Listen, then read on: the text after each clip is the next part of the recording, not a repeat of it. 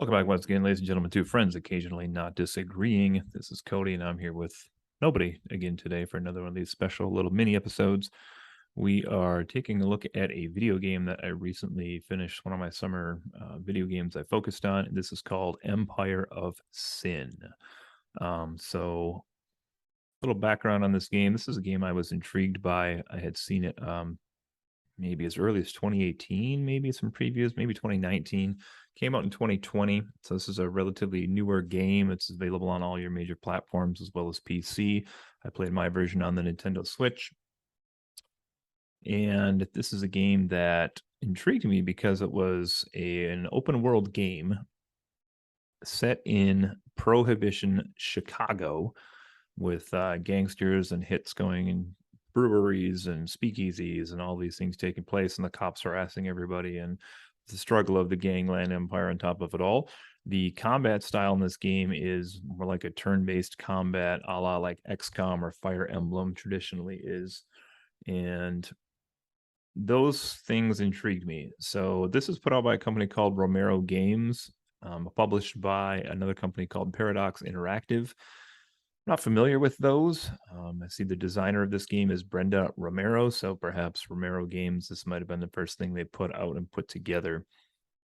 So that was kind of the setup for this, but it looked intriguing. Graphics looked pretty decent. I will say they struggle very frequently on the Switch version that I played, so I can tell that this is probably more made for another system with some higher capabilities, whether that's Xbox or PlayStation or PC. I will also share that this game has had some problems as far as audience reception. So, not to give my rating away quite yet, but if you look at Google, the average rating based on 71 ratings is a 3.5 out of 5. If you were to look on Steam, it's got an average of 6 out of 10. IGN gave it only a 4 out of 10, and GameStop gave it a 3 out of 5. So there is definitely some trepidation with going into this one, how good it was going to be. And the reason I held off was because I wasn't about to pay $40, $50 for what was essentially a bugged game. And that's kind of was the reputation this game had, was that it had a lot of bugs that needed to be fixed and smoothed over for the game to be better and in some cases even playable. And I know they had been updating this game for quite a while to try to improve those bugs, and I had double checked that the current build of the game, I guess, with the updates that have been released, has been, a better version of this game, and that combined with the fact that I was looking through the Nintendo eShop one day and happened to see this was on sale for, I forget, it was really, really, really low, $8, $10, something like that, like one of their 80% off sale type deals. I decided to give it a plunge, and so I did, and I'll tell you what I thought about it.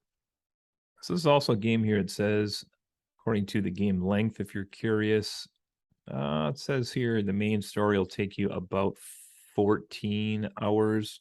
Could bloom up to maybe 23 if you include all the side quests that you could do, things like that. And they have a recommended completion time here of just over 40 hours if you are going for completionist ranking on this. Tell you from playing through, spoiler alert, I'm not even sure what that would look like, to be honest, but anyway. So here's how the game starts. You begin with choosing one of these mob bosses, and most of them are historical people. And this, like, I was doubly intrigued by this because I teach a class on decades in U.S. history, and one of the ones I spend some time on is the look at Prohibition and the Depression and the speakeasy time. And so I knew a lot of the people in here. There's Al Capone, who's probably the most famous, of course, but there's, lesser known people as well. Stephanie St. Clair, who was based out of Harlem in real life, and some other people, but they have moved them all down to Chicago just for the sake of this, struggle between the different gang factions. So you choose who you want to be. I chose to be a guy by the name of Frankie Donovan. Near as I can tell, he does not seem to have been a real person. So this is more of a stereotypical Irish gangster who has the Irish mob in Chicago and some ties back to the Irish world as well. Once you choose your boss that you're going to play as, then you start to build your empire. And this is done in several ways. You can do side quests, you can do main mission quests, and you can do some other quests as well. I forget what the third one is termed technically, but all of these either progress the story or provide money or resources or um, build a little bit of story for your particular character, whoever that may be, or some of the people you may hire into your gang also have stories sometimes that are specific to them as well. So I chose Frankie and got started here and did a mission or two by myself.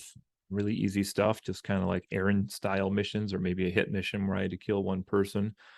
And then eventually started to recruit some gangsters on the side with me. And I had maybe 3 or 4 people with me for quite a while. And, once you have a posse of 5 or so, you could go around and you could get into some bigger fights and you could start to challenge some of the areas around you, some of the other gangs around you. And this allowed you to eventually take over their territory. And then you have the option to either burn it to the ground or steal everything you can out of it or try to add it to your own empire if you want to grow. You're balancing resources behind the scenes as you do all this in terms of muscle, with how many guards you have, both on the streets and in your establishments, the word of mouth to attract more customers, to get more profit off these things, your reputation with not only the Chicago police force, but also the, what they call it, the Bureau of Investigation, I think, which is like pre FBI. So there's some different things in relationships you have with the world itself, and then also each of the individual gang factions as well. You can make trade deals with, you can demand tribute, you can do a defensive pact with. This game really reminded me of Civilization in that style, and that you have all the leaders and they have their own empire and you can make deals with them, but ultimately you're trying to, run them out of existence, which is a tried and true method that games have been using for, 30, 40 years now. I guess 30 years maybe with Civilization in particular. But anyway, so that's kind of the setup of this. So you have real areas in Chicago. And now that I'm here in the Chicago suburbs, that was kind of intriguing to me that, see, I started off in I think the West Loop. And there's also, the Loop in Chinatown and the Navy Pier area and some other spots. So it's kind of fun to like see who controlled the different areas. Cities themselves were the buildings, I should say, are kind of more generically generated. And, not a lot of time was spent on the city. Looked good when you walked around, but it wasn't necessarily a big difference from one block to the next block as you walked around. And I should point out that these are split into precincts with buildings, and then so many precincts make up a neighborhood. And there were maybe 10 to 12, I don't even know, 12 to 13, 14 neighborhoods in Chicago, which you had to take a taxi from one neighborhood to the other neighborhood. That was kind of how you got around if you want to do like big time traveling. That was very easy to walk around on foot as well. It's a weird mechanic in this game where they have like the overworld map, which activates once you zoom out far enough from the street view, and then you could, choose spots on that world map, and that was kind of how you could walk longer distances, because for whatever reason, every time you would zoom into the street view, it would twist and turn the map around and you really couldn't tell which way was north, which way matched the overall map. That was one criticism I had of this, is I rarely could tell where the heck I was walking, and as a very experienced gamer, that was not conducive to me being able to get from point A to point B very, very well. So a majority of this game is made up of combat. And when you would go into these various buildings to attack, there were several types. You could attack the individual establishments themselves that other gangs or even just thugs, renegades held. And those were speakeasies and breweries and brothels and casinos. There we go. So each of these provides a different range of benefits and drawbacks to it. For example, I errantly left my crew standing in a brothel at one point for too long, and they all contracted. Well, most of them contracted an STD, which then I had to try to apply a cure to every week or two in the game, which was kind of annoying, but I guess thematically may have made sense. But just little details like that are kind of cool. Sometimes some people in my gang fell in love with each other because they worked long enough. Sometimes they just developed a really good friendship so that if one of their friends was attacked or hurt really badly or even knocked down for to be killed in a battle, the other person that had the good relationship with them would react to that and like just go crazy suddenly and fire a bunch of bullets into the bad guys or whatever the case would be. So as you're attacking these establishments, you'll find a variety of enemies that you'll be attacking. Some of them are categorized by the different classes in this game, of which there's quite a few. There's like hitmen and enforcers and demolitionists and enforcers and yada yada doctors, which were really key in the game to have some good doctors on your team. And having a good balance of these people that could shoot far and near and like had pretty good armor versus very susceptible to damage but could hit somebody from very far across the map. Having a good balance of that really brought in some strategy elements, especially early in this game. So as you're attacking these things and slowly taking over territory, you would most likely grow your empire as you're doing this. And I found this pretty challenging at first. Like one of my first missions was to take over a leader named Goldie who ran a gang near mine, and I didn't feel as if I was strong enough. So I never actually completed that one because I waited so long to attack her, not feeling confident that eventually some other gang rolled through and knocked her out of the picture, eliminated her entire gang before I was even ready to do that. So, it's kind of interesting. Like the missions you get, you don't necessarily always get to solve, and sometimes some of the missions you look at, you have a choice of option A or option B, and you can't get the reward or the effect, I should say, from the other one because you chose whichever one story wise. So there are some pretty cool things that change dynamically as the game goes on. But I will say the further the game went on, this mattered less and less to me. Once I had a huge crew, I think you can get 11 people, 10 or 11 people on your crew besides yourself. Then it was like I had so much power that I could go into these battles, and I had acquired some good weapons from killing some of the rival gang bosses and buying some off the black market. I had recruited people off of the Black Book, which is where you can find some gangsters, and all these different methods to acquire more power, I guess, for my team made it so that as the battles went on, even if it was a showdown battle against a rival gang leader with a little cinema scene beforehand, I never really felt threatened once I got up and going. And that was a big issue for me in this game because the further I played into it, it got very monotonous to attack all of these establishments. And then I realized pretty quickly that you didn't have to attack all the little buildings like they kind of tell you in the tutorial. You can just go for like the headquarters everywhere. And yes, it's a little bit harder, but it's not that much harder than attacking just the little pissant buildings here or there. So as this was going on, I would find that I could just take over the main building of that precinct. Once I get it, all the rest of the buildings would flip and go to me anyway. And then I could go to the next precinct, do the same thing, and then eventually would take over neighborhood by neighborhood by neighborhood as I did that.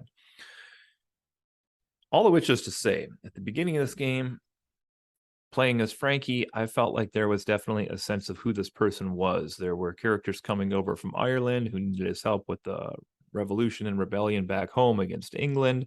And they were trying to get guns that they could acquire here in Chicago and take back home, or there were various associations that would come to look for my help so they could sell their booze during Prohibition or whatever the case may be. And there was like all these nice little touches where it felt like your decisions actually mattered.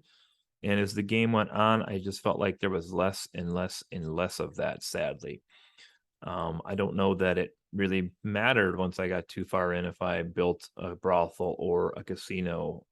As long as I had enough breweries where I had some booze and I could trade some booze to the other rival gangs that wanted it, and I had some speakeasies that were generating some good money as well, like it kind of didn't really matter. So eventually I just started to kind of blandly upgrade buildings here and there because each building has 4 to 6 aspects that can be upgraded up to 5 times each if you have the cash for it.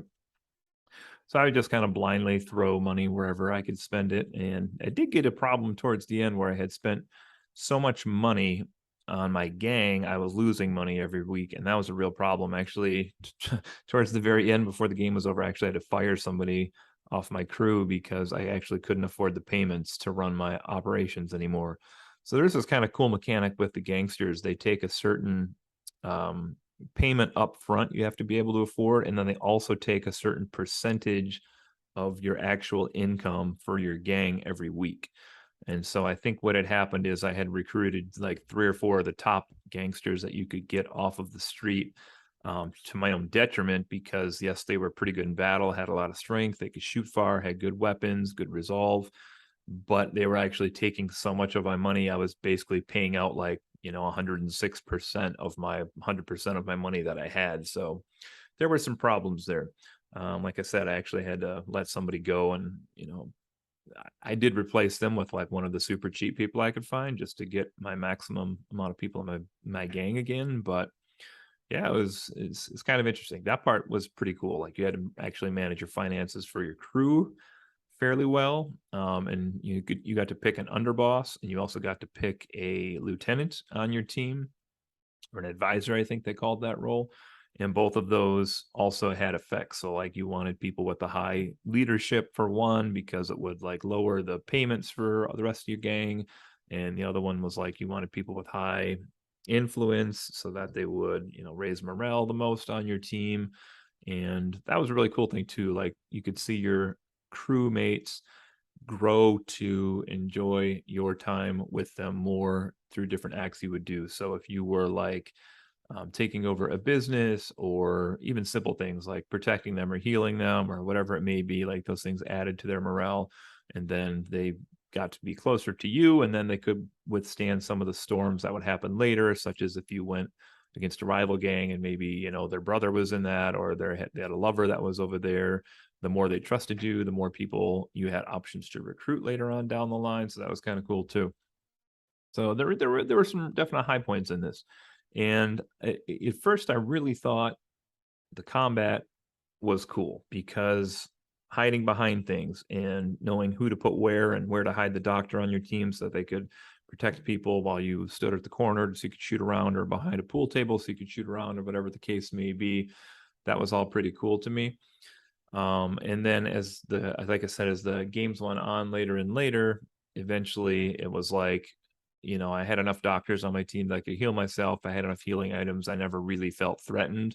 And you can get an option called bleeding later as the game goes on too, which just lets you make it so that if your character dies, they actually bleed out for 3 to 4 rounds, and you have time, you can run over and try to patch them up and heal them quickly as well. So that was kind of cool. So once that happened, really, I didn't feel like I could die very much at that point. Now, there is also an option that you can skip a lot of the battles, whether that's just random encounters you find on the streets between people who are at war with you and their gang, or whether that is people who are in the building that you're attacking, whatever the case may be. You have the option to autoplay that, which is fantastic because, like I said, you didn't need to fight every little battle. Like if I have 11 gangsters walking down 3rd Street and these 3 little guys with guns attack me because I'm at war with their gang leader, like obviously I'm going to beat them very, very quickly. It's not going to be close. And so I would skip that battle, but there would be some that would be like 60-70% chance of winning, it would say. And then it's like, sadly, it got to the point where it's like, do you want to risk saving 5 to 10 minutes of your real life so you don't have to do this kind of useless battle that needs to be done?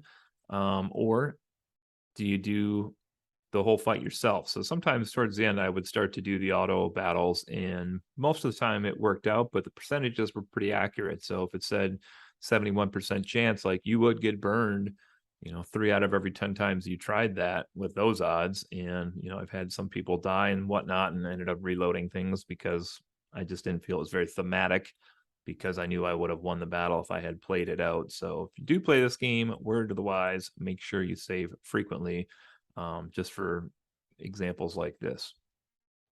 Game itself had some glitches as well. There were several times where I would have a couple of people on my team drop behind and they get stuck somewhere, and I'd end up at a battle and fight and realize I only had like 7 of my people, or worse yet, like 2 of my people, and everybody else had been stuck in an alleyway running there. There were some times where I would take a taxi to a new part of the city and come out of the taxi and like the whole world was just gray. Kind of looked like I had popped into Silent Hill more so than Empire of Sin. Sometimes the graphics would catch back up, and other times it would just stay gray until I used the overworld map to maneuver my way back out of there. So definitely some glitches. Another big problem I had with this was the combat itself. The characters that you fight against in this game were dumb. Okay. And I know there were difficulty that you could pick at the beginning, and I probably chose like the middle difficulty, whatever that's called on this. But oh, man, you would fight people and they would like charge towards you, which sometimes I would do as well. And then like randomly, like they'd run up to you, and then instead of like shooting you after they had been charging towards you for 2 turns, they ran up to you and like reload their gun. And I'm thinking like, why would they not start the battle with a loaded gun? Like I never once reloaded a gun my entire playthrough of this game. The options there every turn. I never once used it though. Like it just didn't make sense. Or there's like these defensive abilities called Overwatch and suppressing fire. And the computer loved to use Overwatch, which basically meant like it would create this field of damage that if you stepped into on your own, they would shoot at you and you would get hit. And it was like kind of, prevented you from moving essentially. But you didn't really need to move because you could shoot from where you were at. So it was kind of pointless. I don't know. I used it to great advantage towards the end of the game because I started to realize when you take over the main building in each precinct, reinforcements would show up if you hadn't cleared out all those small buildings. So I started to use it pretty frequently to like just keep 3 or 4 guys lined up by whatever door to the building they were going to come in, and I would set up like 4 overwatches, and as soon as the reinforcements would enter, they'd get basically blown to bits because I had the door covered the second they walked in, which I guess is strategy, but just also seemed kind of silly. And then they have another thing called suppressing fire, where they would, basically sneak around their corner and shoot at one of my characters. And I don't even know what this ability did. And if I just played through like a 14, 15-hour game and I have no idea, it's probably longer. I probably played like 20 hours, I bet. I have no idea what an ability does that they used over and over and over. That's not a great ability. My best guess is whoever they are using suppressing fire on is unable to move completely, is my best guess, but I'm not positive because when it would be my turn, I would just shoot that person, and once you hit them, then it breaks their concentration, and you can kind of do what you wouldn't need to do again. So different flaws. Another weird thing about this game is it would do auto saves, which I really appreciated for some of the terrible instances where I was a dummy and didn't save very often. But it doesn't announce when it's going to do this. It's never in the middle of a battle, but you'll be like trying to walk somewhere and the game will like pause for 10 seconds and you're like, did the game just break? And then eventually it'll pop up and say saving. And it's also annoying because it would go to the street level every time it saved if I was at the world level trying to look at like the map or what to do. And it was really jarring to have like the point of view change every time it would save. Trying to think if there are other criticisms I had here. It just moves sluggishly sometimes. Like it would freeze, especially even on like random characters' battle turns. Like they'd have, generic gangster number 3 on their turn, who would be their turn in the big rotation order. And like the game would just sit there for 2 seconds, and you're like, what is happening? Is this person going to attack? Are they moving? Occasionally, they would even have something happen off camera, which was terrible. Thankfully, that only happened like 2 or 3 times that I can recall, and mostly towards the end of the game. But yeah, it definitely had bugs and had some problems. When I had purchased this too, I looked up because I knew this was a bugged game. And I basically looked up to see if the patches had been used to fix this, and I did gather that some things had been fixed, but it's very clear that there was a lot that was not fixed. I'll say also at the end of the game, I had a little bit of fun because I had a couple little tiny minor factions left, and then I had the Jenna crime family left as my last adversary, which PS, they killed Capone before I could do it, and I was kind of mad about that. But anyway, when I killed him, it went to a screen that said, "You win, Empire of Sin, Frankie Donovan." And I was like, is that tr- truthfully, the ending for this game after this big campaign I just played, and then after that, it does go to like a little vignette in a taxi cab with the guy who's kind of been your tutorial slash advisor, I guess, for the game. So there was a little bit more than that. I did like making some dialogue choices in the game, and I know that raises and lowers different attributes your character has, which then later, as the game progressed, gave me a more different options that I could choose as far as dialogue back and forth. Like I couldn't intimidate somebody because I hadn't built that stat up enough, but I could cooperate with somebody, but I couldn't influence, it's different things. I don't know. Another problem I have with this game is they like make the police sound like a big deal. I never got into the fight with the police once the whole game, which also is mind blowing.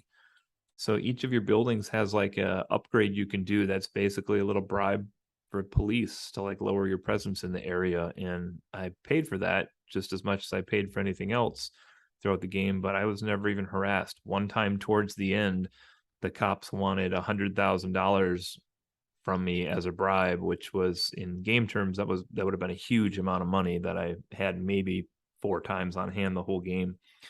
And I said no to them, and there was no repercussion for that I saw. Because I figured the bigger you got, the more the police would really start to harass you and come into your establishments, and maybe you'd get in some fights with them, gain some notoriety that way.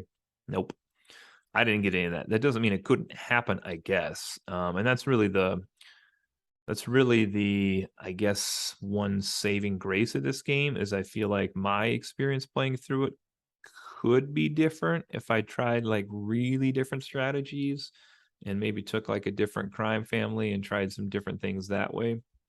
I'd be intrigued to see what like the side stories are for the other gangs.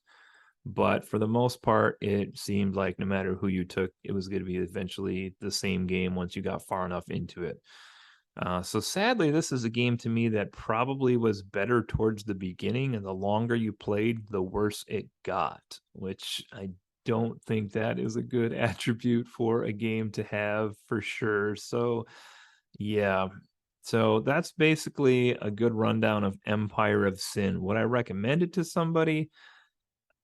If you had the time to spare, you want to play around, listen to some good jazz fighting music, and have some fun just attacking other people and trying to upgrade your crew and give them the best weapons and yada yada. And there were some side missions, I should clarify. I didn't bother to even finish the side missions before ending the game, which again is probably, well, one, a sign of, when I'm recording this is the end of summer, so I wanted to get the game done. And two, it just it was not getting better as it kept going. So as far as a rating for this one, I look at these ones I said at the onset of this: 6 out of 10, 4 out of 10, 3 out of 5, and a 3.5 out of 5. That's about a 5.5 if I had to guess overall. 5.5 to 6. Honestly, that's probably just about where I'd put this game as well. I'll give it a 5.5.